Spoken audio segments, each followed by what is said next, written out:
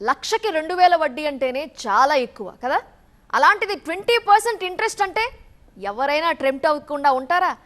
అదే ఆశ చూపించి వసూళ్ల కోలాటం ఆడుతున్నారు కొంతమంది మోసగాళ్ళు. మరికొందరు కమిషన్ల గాలం వేసి కోట్ల రూపాయలు కొల్లగొడుతున్నారు.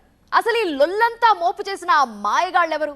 వాళ్ళ చీటింగ్ కదేంటో తెలుసుకుందాం రండి. మనీ మనీ డబ్బులు డబుల్ లాంటి ఆఫర్ ఇస్తే టెంప్ట్ కాకుండా ఉంటారా? డబ్బులు ఎవరికి ఊరికే రావు. ఈ ప్రామిసరీ నోట్లన్నీ కూడా ఊరికే సీన్ లోకి రాలేదు.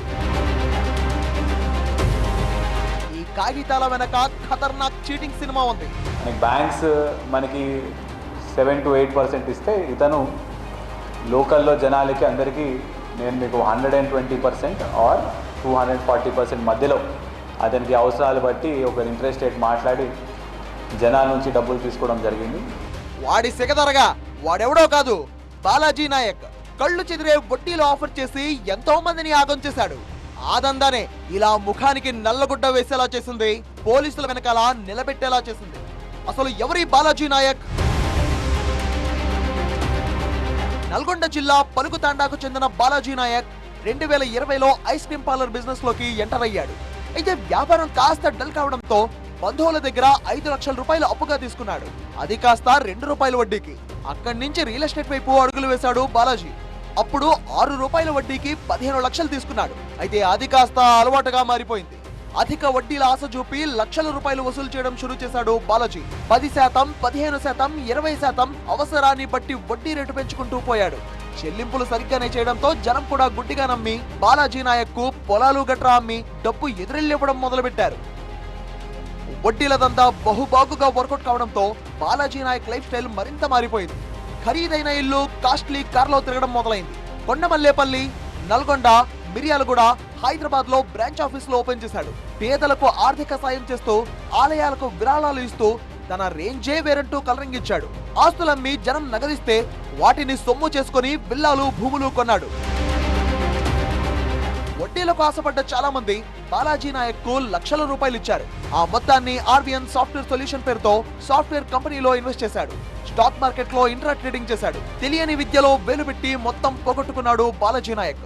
ఇక రోజుల తరబడి తిరిగినా చెల్లింపులు చేయకపోవడంతో ఒత్తిపట్లలో బాలాజీ నాయక్ ఇంటిపై బాధితులంతా దండయాత్ర చేశారు. ఫర్నిచర్ నంతా ధ్వంసం చేసి తగలబెట్టారు. ఈ ఆగ్రహ జ్వాల పోలీసుల దృష్టికి వెళ్ళింది.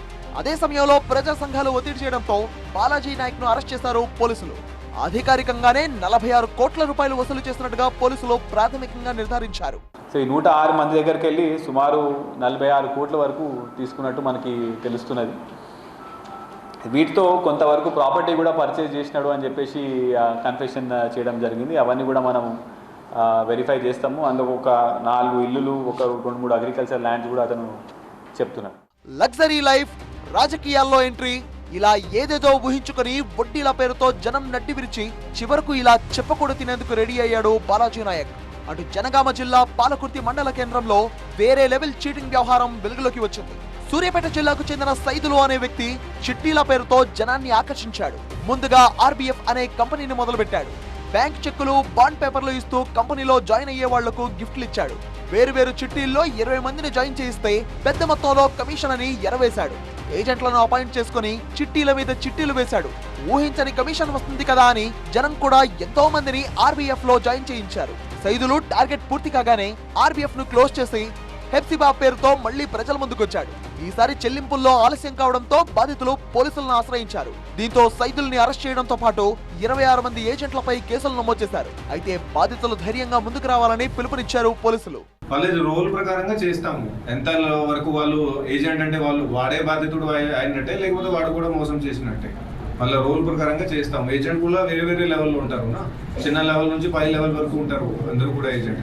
ఒక టాప్ లో ప్రొపరైటర్ ఉంటాడు, ఎవరైతే స్టార్ట్ చేస్తాడు. అతని తర్వాత మిగిలిన అందరూ కూడా ఏజెంట్స్. వాళ్ళ రోల్ ప్రకారంగా చేస్తాం. మొత్తం అమౌంట్ 50-60 కోట్ల అమౌంట్ ప్రాపర్టీస్ అంతా కూడా సీజ్ చేయడం జరిగింది. మేమైతే నిందితులపై నమోదైన ఎఫ్ఐఆర్ కాపీ టీవీ9 చేతికి చిక్కింది. సైదులు బాధితుల్లో సామాన్యులే కాదు, ప్రభుత్వ ఉద్యోగులు, రాజకీయ నాయకులు సైతం ఉన్నారు.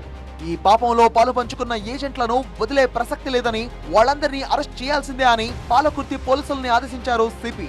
బాలాజీ నాయక్ అయినా సైదులైనా వాళ్ళ మోటో ఒక్కటే, జనాన్ని నమ్మించడం, వాళ్లను మోసం చేయడం. వడ్డీలు కమిషన్లు ఇస్తామన్నారంటే వాళ్ళ దురుద్దేశమేంటో పసిగట్టాలి. అలాంటి వాటికి దూరంగా ఉండడం బెటర్. కాదు కూడదని దురాసకపోతే ఇదిగో దుఃఖం తప్పదు. కష్టపడి సంపాదించుకోవాలే తప్ప షార్ట్ కట్ ఎర్నింగ్లకు వెంపర్లాడితే చివరకు మిగిలేది జరిగేది మోసమే.